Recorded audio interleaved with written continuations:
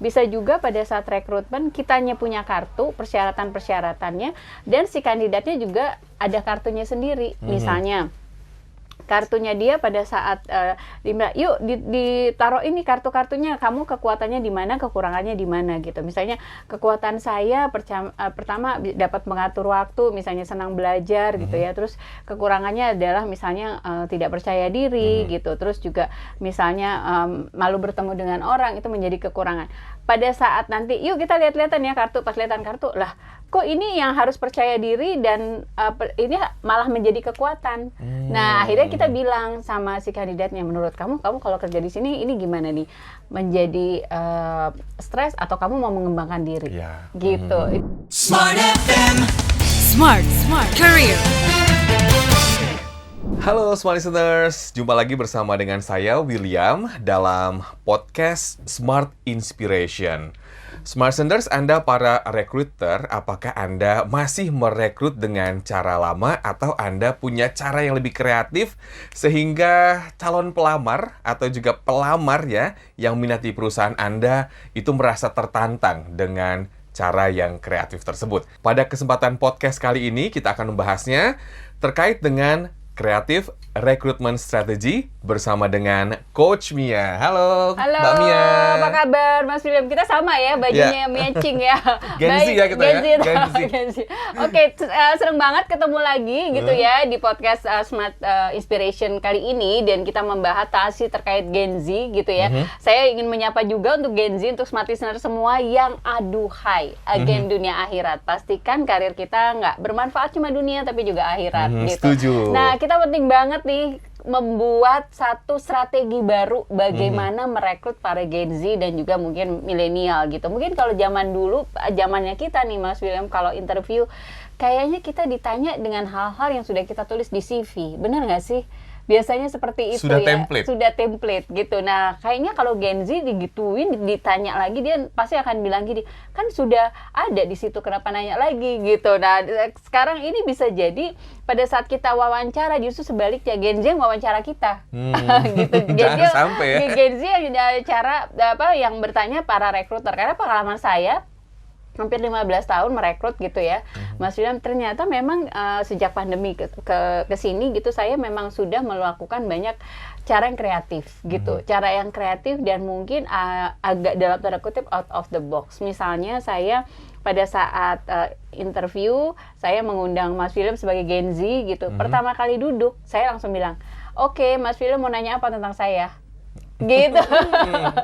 Kebayang nggak sih biasanya kita ditanya tapi kita minta si kandidatnya yang nanya gitu. Nah, misalnya sebelum kita mengundang pastinya kita sudah punya requirement. Misalnya saya sedang mencari public relation misalnya. Oke, saya ngundang Mas William berarti kriterianya pertama kali adalah komunikatif, good looking, misalnya bisa adaptasi gitu ya. Terus juga bisa menunjukkan performance yang baik, percaya diri, bla bla bla gitu. Jadi pada saat kita duduk interview terus langsung saya tanya, ayo mau nanya apa gitu. Kita sudah tahu apakah dia komunikatif, apakah dia percaya diri gitu. Biasanya kalau di awal sudah nanya apa ya, terus sudah cukup lama, nggak usah terlalu lama lagi interviewnya. Nggak usah terlalu, karena apa? Karena mungkin ada kriteria kita yang krusial, misalnya komunikasi ternyata nggak komunikatif gitu. Jadi buat kita nggak buang-buang waktu, buat dia nggak buang-buang waktu. Tapi bukan berarti iya kamu nggak udah selesai, enggak ya. Tapi dari situ terus kita juga bisa nanya lagi kalau dari sisi saya punya banyak kartu-kartu gitu. Saya punya banyak kartu-kartu, misalnya kartunya terkait saya tipe misalnya yang supel. Nah, dia ada ditaruh, ada kotak-kotaknya, ada yang dominan, yang kekuatan dominan, atau yang ini menjadi kekurangan saya. Misalnya saya ada kartu yang supel dimasukin yang menjadi kekurangannya dia, berarti kan kembali lagi nggak menjadi requirement dari klien gitu. Jadi hal-hal seperti itu akan memudahkan. Bisa juga pada saat rekrutmen kitanya punya kartu, persyaratan-persyaratannya, dan si kandidatnya juga ada kartunya sendiri. Misalnya kartunya dia pada saat yuk ditaruh ini kartu-kartunya, kamu kekuatannya di mana, kekurangannya di mana gitu. Misalnya kekuatan saya pertama dapat mengatur waktu, misalnya senang belajar gitu ya. Terus kekurangannya adalah misalnya tidak percaya diri gitu. Terus juga misalnya malu bertemu dengan orang, itu menjadi kekurangan. Pada saat nanti yuk kita lihat-lihatan ya kartu, pas lihatan kartu lah kok ini yang harus percaya diri dan ini malah menjadi kekuatan. Nah, akhirnya kita bilang sama si kandidatnya, menurut kamu kalau kerja di sini ini gimana nih? Menjadi stres atau kamu mau mengembangkan diri?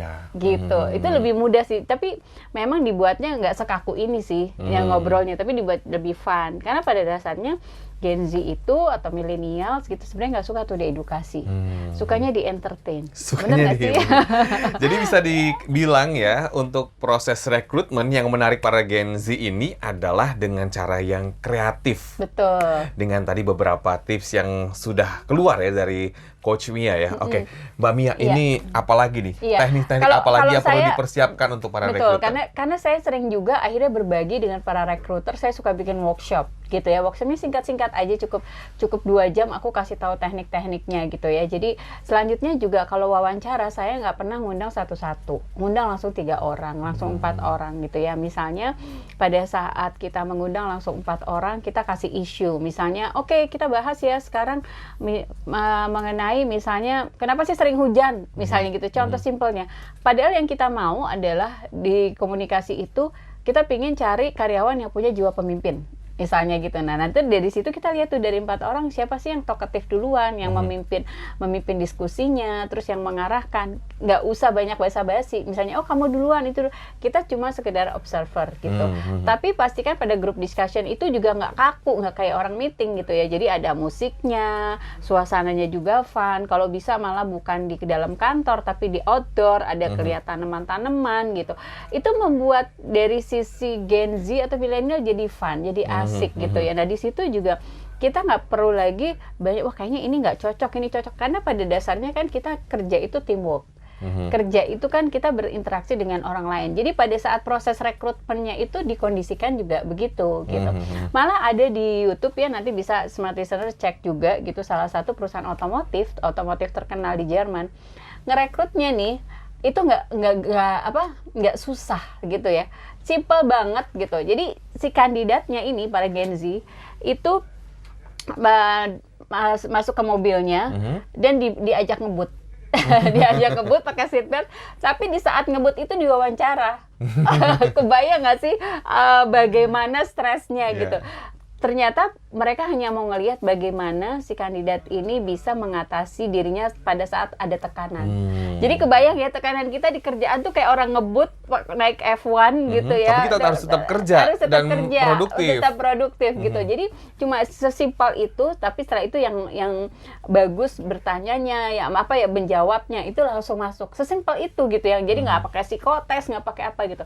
Jadi kalaupun misalnya smart listener juga atau rekruter yang mau merekrut smart listener Gen Z atau milenial misalnya, ada di satu pabrik misalnya, satu pabrik yang berisik banget gitu ya, yang bising, langsung aja di interviewnya langsung di tempat itu gitu. Jadi dia nggak apa-apa, jadi bisa tahu kondisi memang nanti kalau kerja akan seperti ini gitu. Jadi jangan langsung di sesuatu yang beda dengan pekerjaan yang ditawarkan gitu. Misalnya pada saat itu tapi dibuat lebih fun gitu ya, lebih asik. Malah saya punya bola-bola yang bisa dilempar. Jadi interviewnya misalnya, ya sekarang kamu mau nunjuk siapa lagi? Ya sekarang temennya. Jadi semua akhirnya bisa benar-benar fokus dengan pertanyaan yang lain. Pertanyaannya tuh juga suka-suka gitu. Pertanyaannya, kamu lebih suka naik busway atau MRT gitu. Kamu suka bubur dicampur apa nggak diaduk apa nggak diaduk gitu. Intinya sebenarnya bukan dari sisi pertanyaannya, tapi bagaimana kita lebih responsif gitu, lebih namanya kreatif itu kan kita nggak bisa dipakem-pakemin harus seperti apa gitu ya. Nah dari situ banyak lagi tools misalnya kita juga bikin role play gitu. Ini gimana nih? Bikin role play misalnya dari sisi saya pernah waktu itu mau ngerekrut satu rumah sakit ya. Rumah sakit dia butuh nurse yang punya jiwa marketing juga. Ya udah di role play kalau misalnya kamu sebagai perawat, tapi di satu sisi juga misalnya ada klien mau kerja sama untuk masukin brandnya. Bagaimana kamu berperan seperti itu? Nah itu role play dikondisikan gitu. Jadi ada yang berperan sebagai customer-nya, tapi memang nggak dari bosnya, dari teman ke teman para candidate yang mau melamar juga gitu. Jadi role play itu langsung pada tugas yang akan diberikan, seperti itu. Menarik ya, zaman begitu berkembangnya dengan teknik-teknik yang jadul ya, interview one by one gitu ya. Pelamar diinterogasi, justru Gen Z itu kurang tertantang sebetulnya ya. Justru butuh teknik-teknik baru yang kreatif, yang sebetulnya juga ini tujuannya adalah ingin tahu nih kandidat ini seperti apa kemampuannya. Iya, betul. Selain itu juga saya suka kasih ke mereka kandidatnya kaca gitu ya. Aku bilang ke kaca, terserah kamu mau ngomong apapun tentang kaca gitu, tentang ini misalnya, saya Mia, saya merasakan kesedihan pada saat apa, jadi saya mintanya mereka ngomong apapun tentang dirinya gitu. Di kaca itu malah sempat pada saat ngeliat di kaca kok belum apa-apa udah nangis bombay ya gitu. Jadi ternyata mungkin dia dalam tanda kutip tuh udah sampai emosi gitu. Pada dasarnya kita semua punya sampah emosi, tapi ada yang kita bisa keluarkan itu setiap hari dengan rasa bersyukur, dengan sholat, dengan ibadah, dengan berbuat baik. Akhirnya sampah emosinya tuh udah hilang. Tapi ada yang dalam tanda kutip sampah emosinya bukannya hilang, malah semakin hari semakin bertambah karena setiap hari menyesali diri, terus juga menganggap bahwa ada orang lain yang bersalah dengan kita, ada rasa dendam gitu. Jadi pada saat bekerja banyak kondisi-kondisi yang kita teamworknya nggak bagus karena ada seseorang dari teamwork itu punya sampah emosi. Nah itu juga bisa kita screeningnya dari pertanyaan-pertanyaan sederhana. Pertanyaan-pertanyaan sederhana ya. Menarik, ini tips yang disampaikan oleh Coach Mia untuk Anda para recruiter ya. Dan kalau tadi kan mungkin yang sudah sering interview sudah mulai terlatih nih, pertanyaannya pasti ini nih. Kalau yang begini kan nampaknya juga sebetulnya ya sebuah kejutan juga ya untuk yang diinterview. Tapi juga sebenarnya bisa dipelajari juga ya. Bisa dipelajari. Untuk yang calon pelamar. Jadi saya banyak sekali tools itu yang saya buat supaya membuat si kandidatnya lebih asik, lebih apa adanya. Karena kalau misalnya kita kondisikan interviewnya itu stres atau kayak sidang skripsi gitu ya, sering sekali jawabannya itu nggak otentik gitu. Malah bisa bilang ujung-ujungnya mari mengarang.com. Apakah kamu bisa ini? Bisa. Apakah kamu itu semuanya bisa gitu ya. Ternyata endingnya nggak bisa apa-apa. Jadi kalau kita buat fun, lebih buat asik, itu kan otak lagi kebuka. Otak lagi kebuka, apapun dia akhirnya menjadi diri sendiri. Menjadi diri sendiri gitu. Tujuannya. Sehingga ketahuan nih kemampuannya ya. Jangan sampai menyesal setelah karyawan tersebut ternyata nggak sesuai kemampuan yang diharapkan. Tapi ini merupakan teknik yang bisa Anda pelajari dan rekruter juga bisa menggunakan teknik ini supaya bisa mendapatkan kandidat terbaik secara maksimal. Dan ini juga yang para Gen Z yang menyaksikan kita juga artinya bisa terus meningkatkan diri ya, meningkatkan kompetensi ya, supaya tadi saingan kita juga kan semakin banyak, akhirnya kita bisa unggul ya, Coach Mia. Betul. Karena kalau misalnya kita mau mengeluarkan diri kita apa adanya, startnya adalah ajak kita bermain. Gitu. Kayaknya kalau bermain itu jadi asik, jadi fun, jadi gue banget gitu ya. Nah, secara nggak langsung dari situ rekruter bisa menilai kandidat ini sesuai atau tidak sesuai. Setuju. Gitu. Kalau gitu poin penting kepada Smart Listeners di podcast kita terkait dengan topik kita pada kesempatan kali ini, kreatif recruitment strategy. Silakan. Oke, baik. Jadi kreatif rekrutmen strategi startnya adalah bicara kreatif dan fun, menyenangkan, dan pastikan teman-teman rekruter punya tools gitu. Toolsnya banyak banget, bisa pakai recruitment card gitu ya. Terus kita main kartu bareng, tapi sebenarnya isi kartu itu adalah pertanyaan-pertanyaan. Tapi pastikan pertanyaannya jangan yang ada di CV gitu. Misalnya pertanyaan apa yang paling membuat Anda menyakitkan dalam hidup Anda? Apa yang membuat Anda asik banget dengan hidup Anda? Apapun gitu yang di luar dari yang CV yang sudah diberikan menyenangkan gitu ya. Oke, selanjutnya bisa juga pakai permainan-permainan. Bisa pakai bola, bisa kalau saya pakai kaca, bisa pakai puzzle gitu ya.